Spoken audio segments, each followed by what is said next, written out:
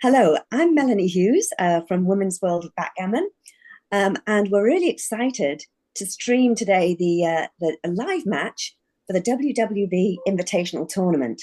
It's the first tournament of its kind, and it features 16 of the top women players in the world. It's a single elimination, and this is the fourth match that we're going to be seeing today between Eva Zizkova of the Czech Republic versus Julia Hayward from the UK. Eva is a distinguished backgammon player from Prague with numerous notable achievements in the international tournaments. She's a fantastic teacher of the game. She taught her son to play backgammon, and he has recently become the UBC champion, beating Mochi. So she's obviously doing something right. Julia Hayward is a prominent figure in the backgammon community in the UK, known for her contributions as a player, team captain, and a writer.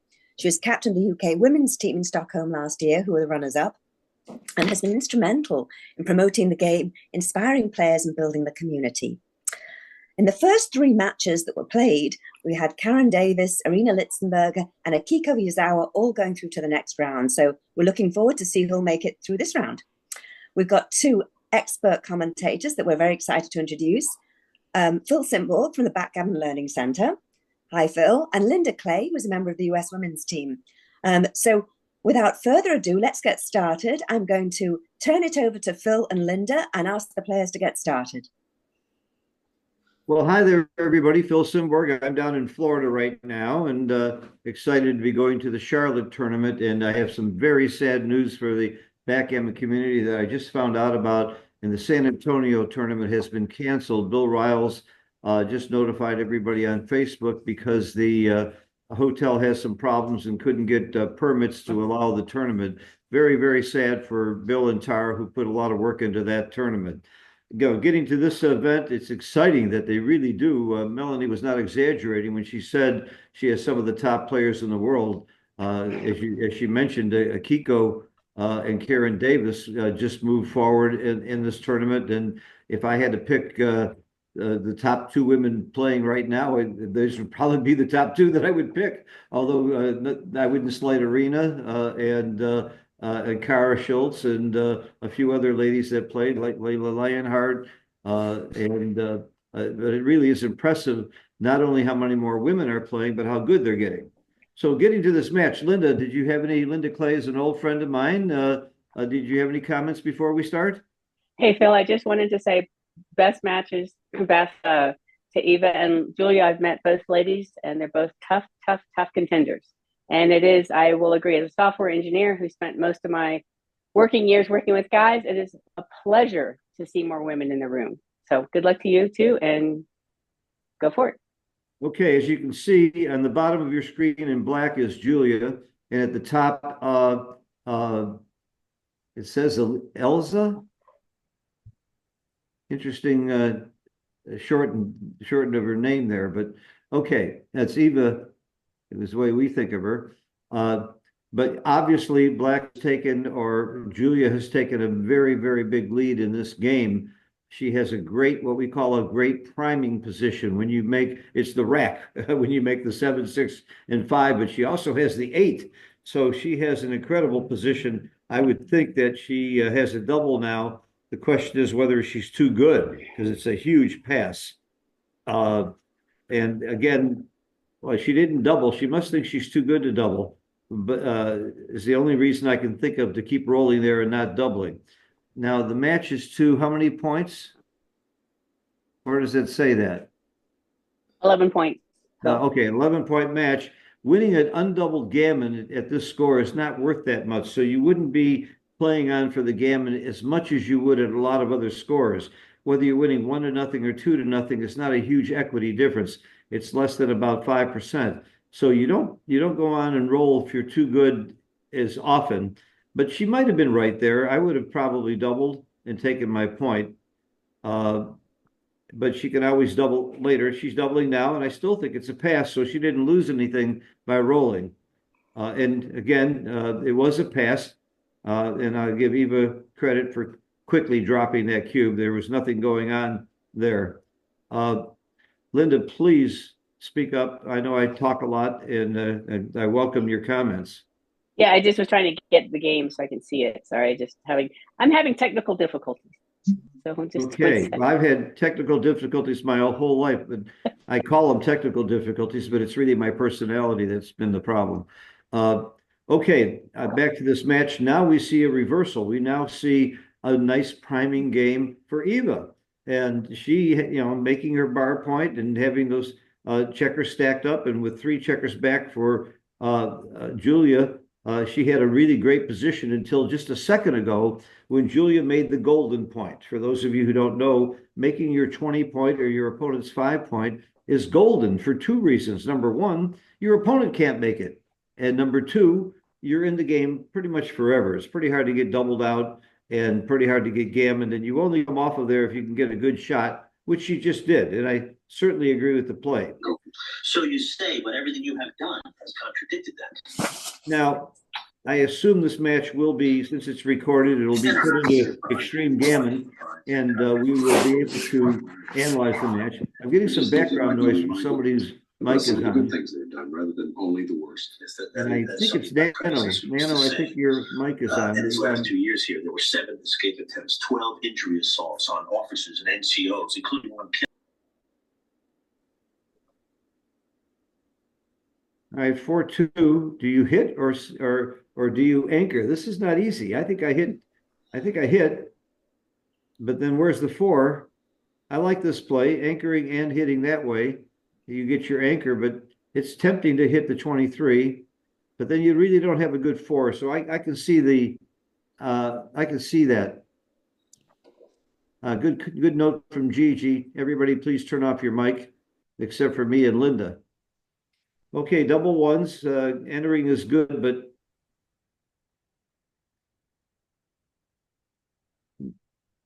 okay, the 3 covers, the 4 comes down. This is pretty much automatic. And unless Julia rolls a 6 here or a 3-5, she's got a pretty strong position.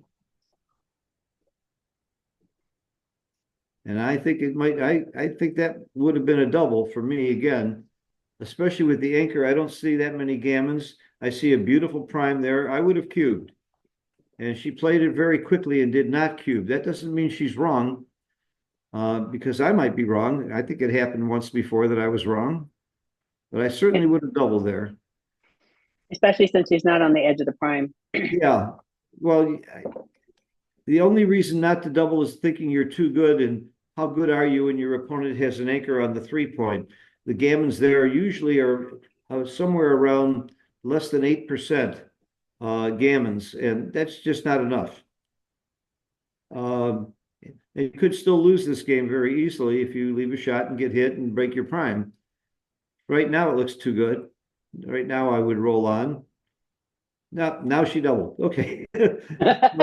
Monster pass. This is where I don't see too many rolls. Yes, you could break if you roll double 2 or double 4, but even then you're not in horrible shape. So that I'm pretty sure was too good.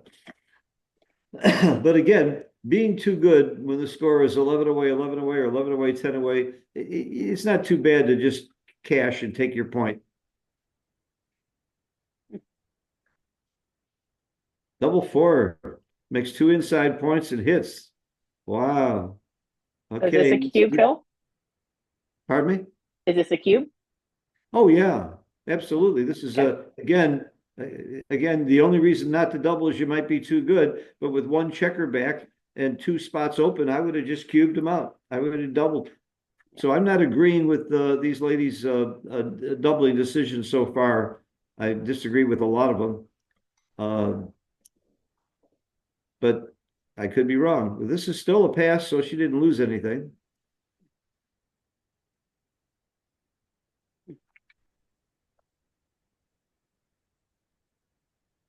I don't see how you can take this cube. I like that approach, position, race, and threats. Black is great position. Black is up in the race, and Black had more threats. And you need to have one of those 3, or at least reasonable chances in 2 of the 3 to take the cube. So I agree with that double and pass. So I do agree with him once in a while. 2 down I like there. I would split if there were 2 checkers on the opponent's 8 point. But since there's 3 checkers there, you really need to split into that. It's more of a blitzing position. Mochi's latest book that he wrote with Mark Olson is really, really good on that subject. Is your opponent playing a priming game or a blitzing game? If your opponent's playing a priming game, split those back checkers. If they're playing a blitzing game, don't touch them because you don't want to get blitzed. So very, very good book, by the way, for players of any, I would say, intermediate and up. I wouldn't recommend it for beginners. Here's the book if y'all master class. Yeah, master class. Oh, Linda, you have it. Yep, and it is a very good book. Yeah. Okay, again,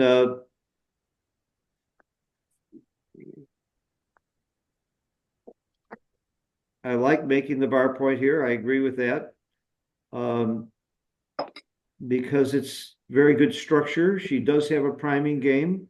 There certainly is an alternative play that she made, but I think I would have made the bar. I agree. You have to hit here. This is not a question. And then the 2, you clean it up. That's good. A little bit of dancing. This is not quite a cube, I don't think. It's getting close, though. I wouldn't be, if I was really down in the score, and she's only down 1 point, I would be very tempted to cube here. It might not be a bad cube, but I think it's an easy take. So I like Steve Sachs's saying, if it's not a take, it's a mistake. I'll give Steve Sachs credit for that. I think this is close to whether it's a double or not, and that's for that reason, if I am black, if I'm Julia, I would grab the cube.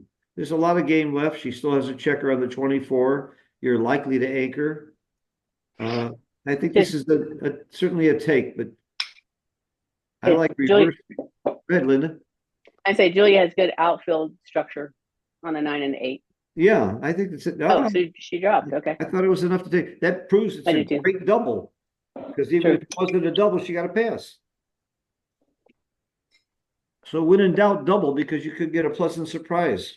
If you're not sure you should double, your opponent could make a mistake, and they can't make a mistake if you don't double.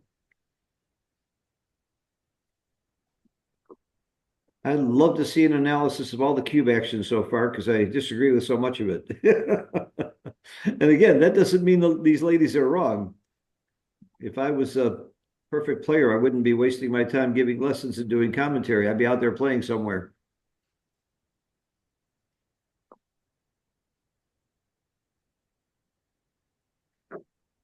Six, 3, you just play it safe.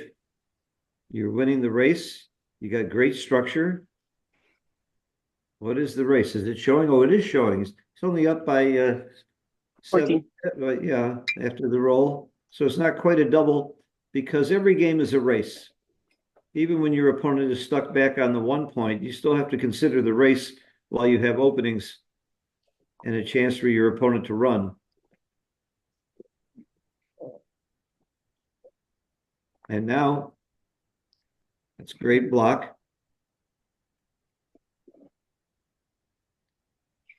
I think you want to block the 6s.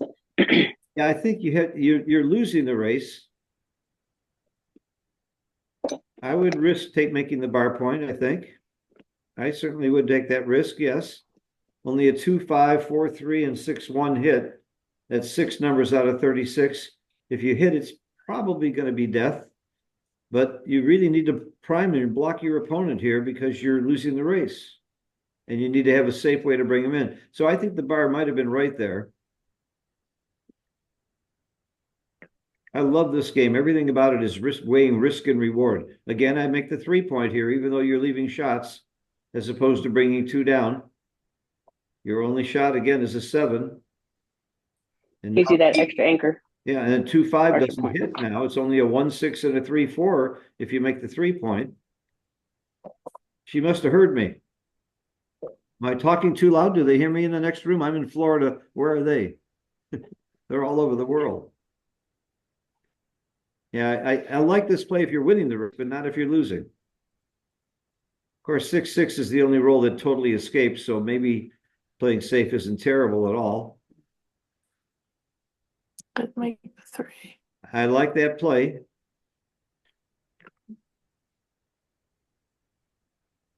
This is a very good racing number. And this again should keep Eva from doubling.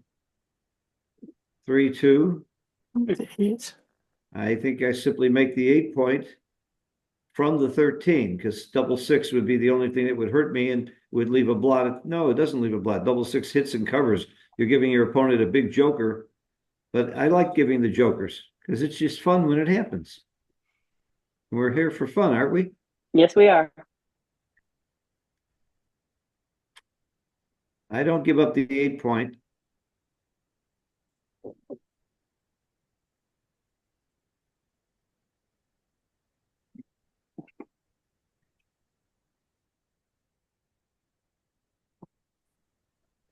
Are they timed in this game? Is there a clock? I don't see one, so she can take plenty of time. There's a clock, though. Oh, there is a clock. Oh, yeah, there it is. There it is.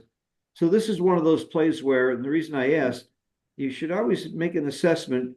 Where do I want to use up my time? Number one, you don't want to use too much time early in the match. You want to save it for later when it really, really matters. And you don't want to take up too much time on plays where you think the difference of one play to the other is not that big. And that was one of those situations. All right, this is automatic. Ooh, almost a hit. 6-4. 6-3 would have been disaster, and 6-6 would have been disaster. So do you come out with a 6? Too many shots. I think you stay back. It's still not quite a double, I don't think. It's getting close, though. Getting close. If I was down in the match, I would think about doubling there. That was a great roll, making a 6 prime. Couldn't have had a better roll than that. Now you're too good. Even though there's hardly any doubles, there's not a roll that hurts you. That's a very good play. So, Phil, would you have hit on the 1? Pardon me? Would you have hit on the 1? Absolutely. If you get hit back and pick up the second checker, that's your whole goal here. Okay. And I want to hit on the 1 before they pick up the second checker. Now this is hurt. That's a good time to double because you're in an awkward position now. You didn't pick up the second checker. I really liked the way she played that very much. She thought she was too good, and I agree, and then she waited. The right play here is to hit. That's it. That was the right play. You don't make the bar point, which you can hit on the 4.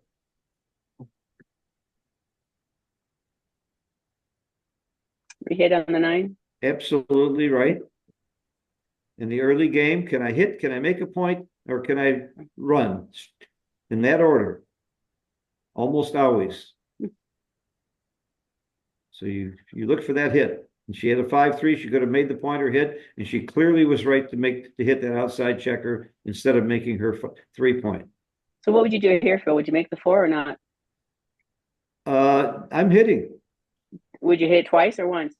Once. I don't like hitting off the ace this early in the game unless I'm forced with a 4-1 or a double 5. But I do like hitting. I think this is wrong. It's hard to give up your midpoint. I know your 13 point, but I think the hit was right there. I don't like that play. But I'm a hitter. I was taught years ago how much fun it is to hit. Hitting is fun. So I hit. Take away half of your opponent's roll, put them way behind in the race, put a second checker back, increases gammons. Lots of reasons to hit, like right now. Yep. Good hit. Oh, nice roll. Yep. Out, around, and down. 3 and another one. I still don't hit off the ace point, the second checker. No, agree. I like this play very much. You're way ahead in the race now. 24-18 with a 6. Yeah, you got to challenge. You got to challenge your opponent here and come out to the 18. Good catch, Linda. You must have had some good teachers along the way. Just a few. Including me? Just a few. Just a few, okay. Yeah. Including you. Including me. Including you, Mr. Simborg. I'm so proud to say that you were one of my students. And I know that I'm the only reason you've ever won a match, but aside from that, I'm very proud. Thanks, Phil. What I love about Linda is not only her playing skill, She's very cool over the board. I've never seen you get upset, and I think that's very important. That's a good point. No, I'm here to have fun. That's like you said. You got the right attitude, and that attitude is going to win you more matches too. Okay, this is a very, very, very bad roll. It's one of the few rolls where she's forced to leave a shot no matter what she does, because the 6 cannot be played safely, and you're going to leave a double shot. You may as well leave it on the 5 point because it's harder to hit, and if you don't get hit, that's the point you want to make. So she should definitely go to the 5 point. Nope, I don't like she stayed at the 7. Yeah. Play would have been hit, and she got away with it. Okay. This is easy. You covered, play both off the 11. So she's only up 35 pips in the race, but she's already given the cube, which I liked.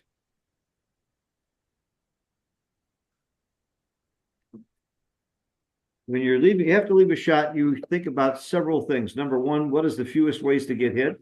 And you get hit less on the 5 point than the 7. What's the point you want to make if you don't get hit? You'd rather make the 5 than the 7. And how many return shots are there on the next roll if you don't get hit? And that time it was about even. You could cover the 5 or the 7 about equally. There might have been a little advantage to being on the 7.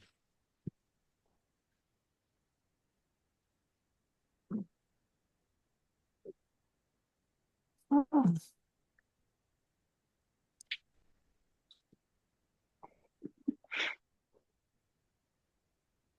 I covered the ace. If she did, that's good.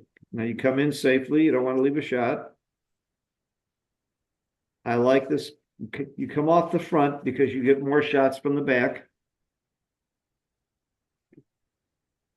Play it They're off the safe. 7. No.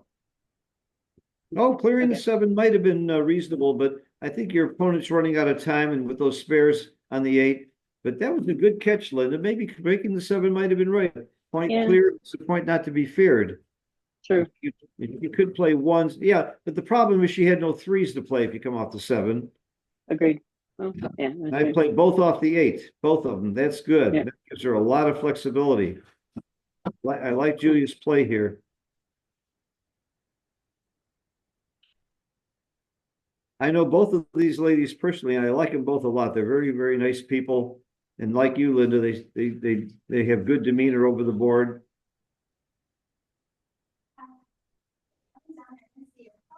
All right, you don't leave a shot.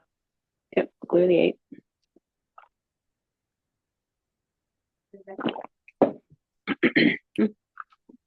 Great roll. Anything that clears safely. This is a very good structure now for gearing off for Julia. She's not likely to, oh, she points on her. That's great. That might win you some gammons. Oh, double 5. Okay. I don't stay. I think I think she might have a chance to win a race with some luck by running. And by staying, the odds of getting a shot and hitting it, only a 6-5 leaves a shot, and then she has to hit it. That's a long parlay compared to what she could have done by running. And she didn't take very much time to think about that. And I could be wrong, but I am right about one thing. You should have thought about running. Should have taken some time there. At least to look at it.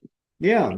I think you could win the race with 1 or 2 doubles, and that's a better odds than getting and hitting a shot when your opponent only has 6-5 to leave a shot, and then you have to roll a 1. So 6-5 was 2 out of 36, 1 out of 18, and then 30% of the time you hit it. That's just not very good odds. Yeah, it was a 6-1, Phil, not a 6-5. That to clear. Oh, right, 6-5 would have cleared that point. Or was it? Was it 3 on the 6? She had 2 on the 6, I believe. If 3 on the 6, nothing leaves a shot except for it was 3 on the 6. It was 6-5. Okay. All right. Again, you hit. You always hit on the other side if you can. 11. Makes a good point. No matter what your level of play, no matter how long you played or how sharp you think you are, the first thought you should always have is, what's my game plan when you're playing your checkers? Should I be racing, blocking, or hitting, or attacking? And there's a 4th game plan of an anchor game, which is kind of a hybrid game plan. So clearly, Julia has a real racing advantage, and all she should think about is bringing it home. And Eva is clearly behind in the race. She can't make a blocking or priming game, so she only has one game plan, get a shot and hit it. So this is not complicated if you keep that in mind and make all of your checker plays accordingly. Phil, what would you do here? With I play 11-3. I want to get rid of that 11 point and I want to make the 5. So you say 11 to 5, is that what you're saying? The 5 is automatic. Okay. This is not a bad play either because you want to clear the 13, but I would have made the 5 to have a place to come in. It solves 2 problems, to clear the 11 and make the 5 solves. I like something that has the word and in it. It clears and makes a point. And's my favorite word. That means you're doing 2 things. I like pie and ice cream. I just don't like one or the other. This is easy. Make the 5. Very good. Some people would have made the 3 there, but you want a landing place. You want to keep it solid. And you want to clear from the rear and bring your checkers in. I'm surprised there isn't a cube yet. This is the point at which I would, you're up 19 pips in the race and you're fairly good structure to bring it in safely. Your opponent has to get a shot and hit it and win from there. That to me sounds like double. Hey, look at that. And I like the take. When you have an anchor, you don't get gammon very much. Again, I'm clearing the 10, but I wouldn't falter if she played 8-2. I don't think this does much. I would have cleared the 10. A point cleared is a point not to be feared. I don't know who said that, but I like it. I heard it from Jake Jacobs.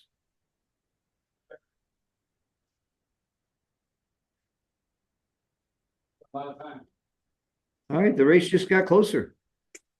That's the nice thing about a holding game. I mentioned it's a hybrid. You're waiting for the shot, but you also have a chance to race if you start rolling some doubles.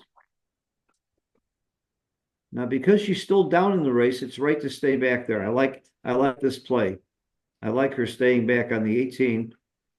Not necessarily because she's likely to get a shot, because it's still not easy to get a shot from there. But you slow your opponent down. You make it harder for them to bring in their checkers safely. Although this is a great roll to clear from the rear. Big time. You stay back. You want to irritate your opponent a little bit. I like to irritate my opponents, just like I do in real life. I irritate everybody. My specialty. So this game is over unless Julia rolls an ace, and she didn't. And as soon as I say the game is over, I'm proven wrong. Somebody rolls doubles. And,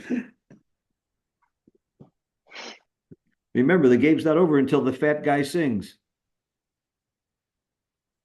And if it's a lady? No, this is women's backgammon. It's the fat guy that sings now before the game is over. Gotcha. We have to think a little differently. Yeah.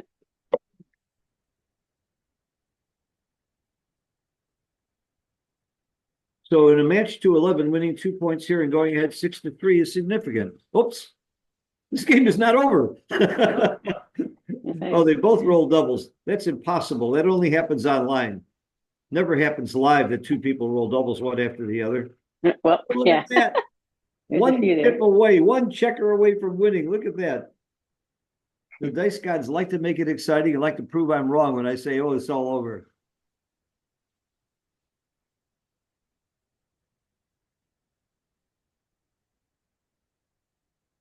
I'm not sure that you switched from 7 to 5 there. She did it very quickly. I might have kept the 7 point and brought 2 down. That's a really interesting play. She made it very fast, like she was sure. She might be right. That's a play I didn't know. This double has to be taken because it's a very aggressive double, which I understand because she's losing. But I think that was a little early when you have 2 checkers back in your outfield. If you miss that shot and you don't hit that outside checker, you don't have too good a game. I question that double. I don't think it was a double. Certainly turning out nicely. Yes, it is. The bar point. What a great double that was. That shows you what I know. I would not have doubled there. Oh, ace point. Wow. She really went for blood there. I'm not sure that was right. And she did it so quickly. Why play so fast on tough plays like that? Might have been right. She's going for the all-out blitz and gammon, and now it sure looks right. 9-6 has to be right there. Wow, this turned out really good. What a nice double that was. Yeah. And making the ace point, what a nice play that was. Ooh. You went for all-out blitz. Uh-oh, what a bad roll this is.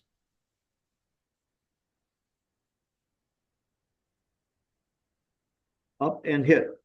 Very good. You don't want your opponent to anchor. There's a real argument to play 6-2 there. There you go. Playing very fast on some plays that I would have given some thought to making other plays. And they still have both have plenty of time on the clock. Uh-oh. It was an exciting shot there, but she missed.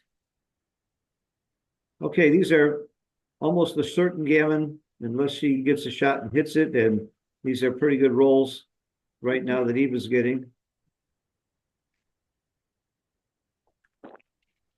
I think I can safely say this game is over. Yeah. Linda, I'm going to rest my voice a little bit. I've been talking too much. It's your turn. I don't know what to say, Phil. I want to let you have a little. You know a lot about this game. I've seen you play and I've heard you talk before. Come on. Let me rest Okay, my. make the 5 here, or come out to the 18. I don't know. I liked her play, but making the 5 is almost always right, except in this situation. Now you need the anchor. You're in defense. You must make the 21 point. Yes, agreed. I like Joe Sylvester taught me that offense, defense, defense. When you're in a defensive position, make a defensive play. If you're on the offense, make an offensive play. So I loved her play there, making the anchor. It takes a lot to not make your 5 point, but that was one of those situations.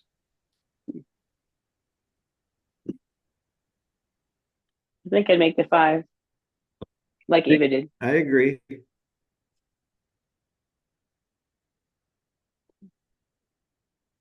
Make your 9, yep.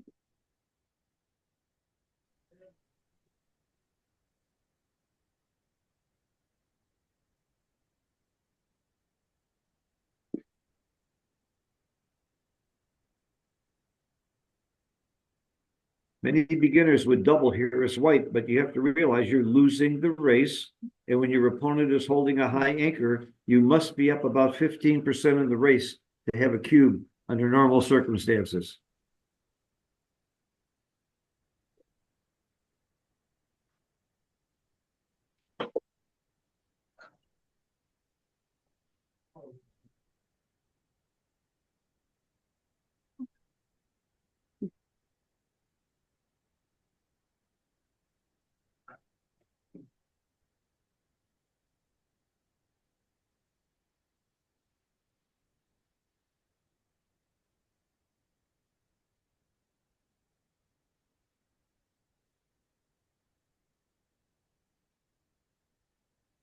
That was an important miss there. That shot was really important for Julia to hit it.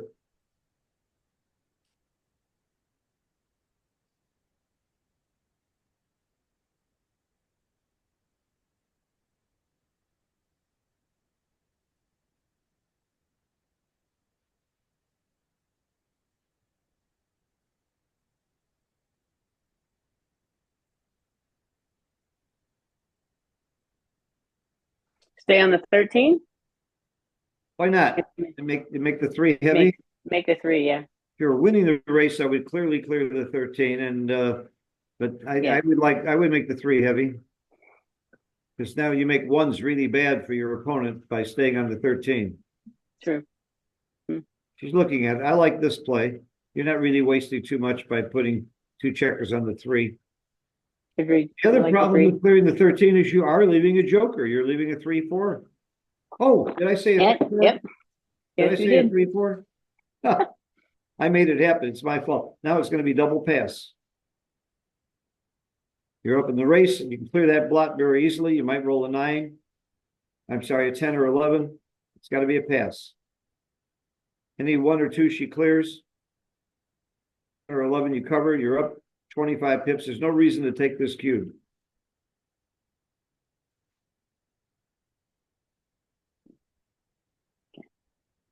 You have to be desperate to take this cube.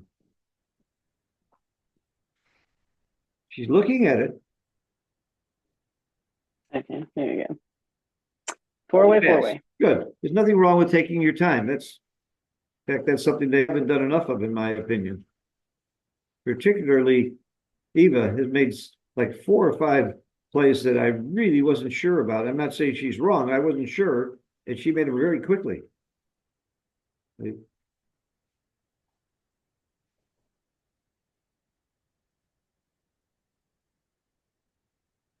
So after a double 5 blitzing play, when your opponent comes in with both checkers, you never have a double, no matter where they come in with both checkers. You might have a double with 1 on the bar if the checker is on the 5 point or the 4 point. Like right now.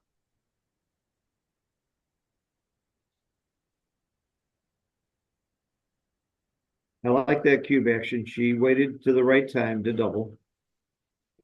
It was almost a take. I'm hitting. You don't let your opponent live on your 5 or 4 point in the early game.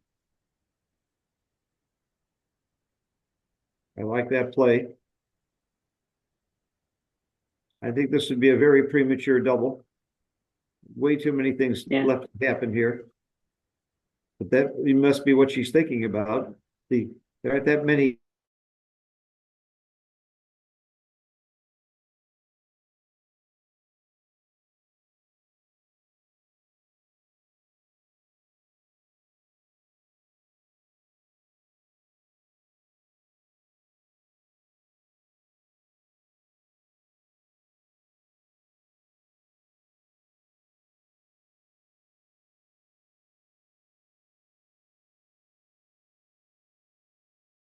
The 3 hits, and then the hits with the 3, and then you think about the 5. Now, here's an argument for hitting twice. Now I might go after the ace point, or I might just come in to the 5 point, come down. I think I like to hit twice in this situation. Cubes in the center. What would you do, Linda? I wouldn't hit on the 1, but why? So I'm curious why you like it. I usually don't like it, but they're hitting 2 because she's got the blot in the outfield. I was tempted. Okay. So here you make the ace and the 3, or you just you can make the. You want to give up that 8?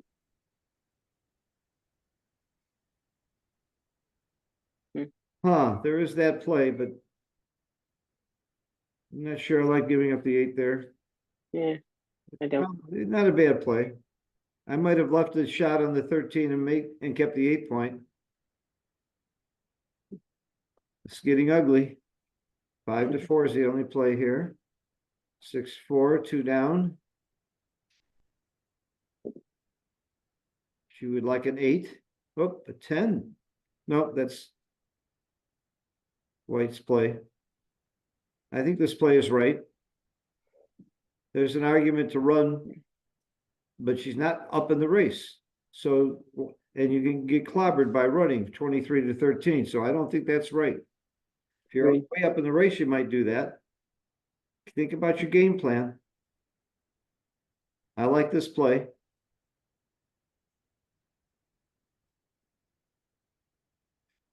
Whoops. Yep. 6 is forced. You leave a shot. You may as well cover your ace. Hope you don't get a 5 here. I don't think this is a double. If she doesn't roll a 5, it's not a great game. So I don't think she can double, and she didn't. That's good. 6-4. That's fine. And again, a 6-4. Whoa, yes, I like this. Nice.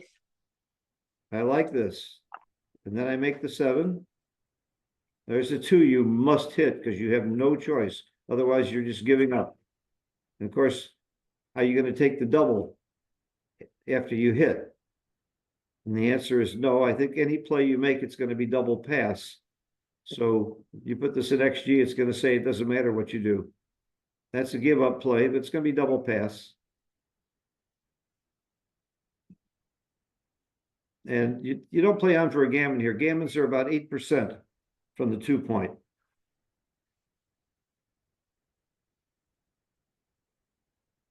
And you could get in trouble. I like the double and pass here. I mean, you might have been too good because I didn't see a really bad roll there. You might have gone on because there are no market gainers for your opponent, but I think that was pretty reasonable to cash there. This double 4 is automatic. No, that's wrong. It's supposed to come up and down normally with the double 4. And she's too good a player to get that wrong. I don't know why she made the 5 point there. I guess because her opponent was split, she thought that was right. But the book will tell you almost always you make the 20 and the 9. And then, yeah. Yeah, I'm really surprised that she did that. Aggressive double here. Think it's a take. Hmm. Yes. Yep, double hit.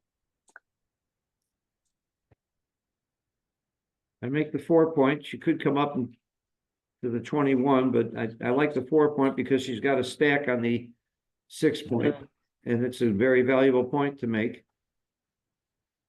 It's close, though. It wouldn't be terrible to play 23-21 with 2, but I really think the 4 point is right here. I concur. So, no. Yes, not. Well, if we all played the same, there'd be no point in playing. True. It's very, very true. Her play could be right. It could be right.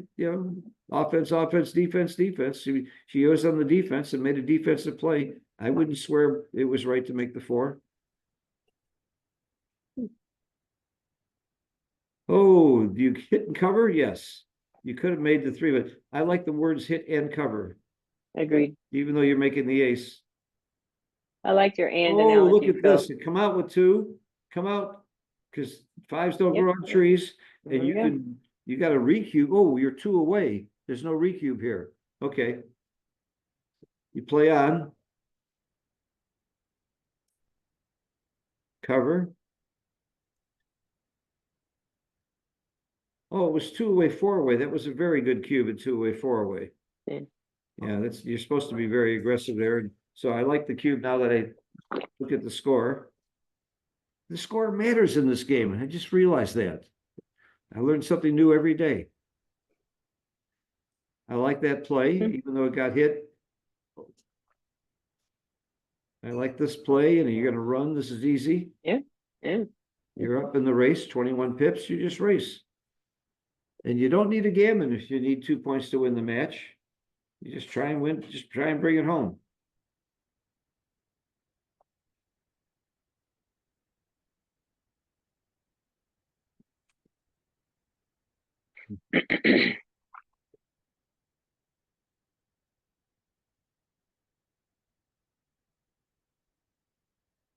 I would not play 6-3. I will not be that big a chicken. I like this play. That's my play. Yeah, agreed. If one blot in the outfield, it only gets hit with a 6-3 or a 5-4.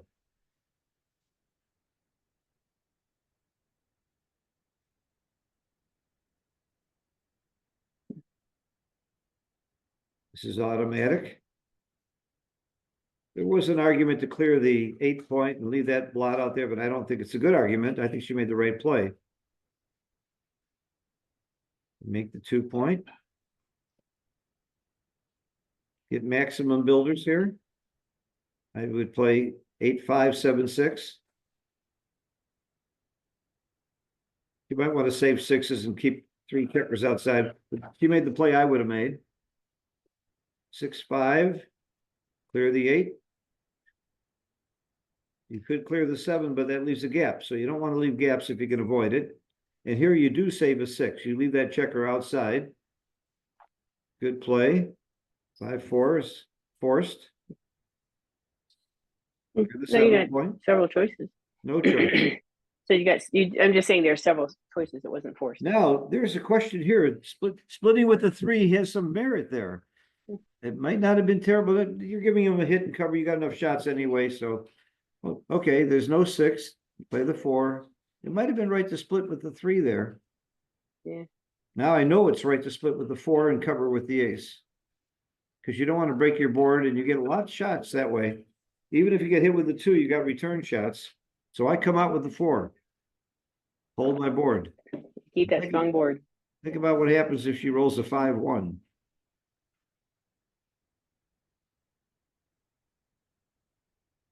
Okay, she doesn't want to give that outside hit. This is my play. 2s hurt a lot, but anything but a 2, you really love being in this spot.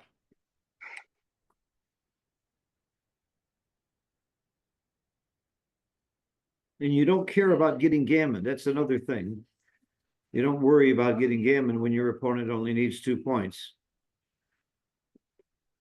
Now, if you get a shot and hit it, having that open 6 point cost you. So I really like the 4 split. The split, yep, agreed.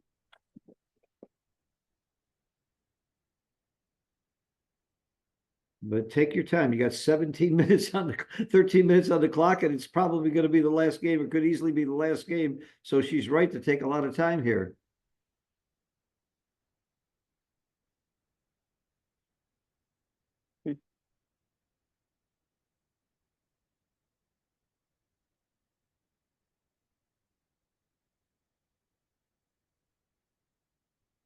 A good point by Marin. Look how 6-5 plays now. It's a double shot. Agreed. And the other way, it was only a single shot. All right, I like this play. Now you have to hit. It's the fewest shots. It's only 11 4s. Plus a, oh, she missed. This is huge. This is probably, oh, a double 1 leaves a single shot. Don't hit. Clear the blot. Okay. Oh. This is the game. Oh, double 6.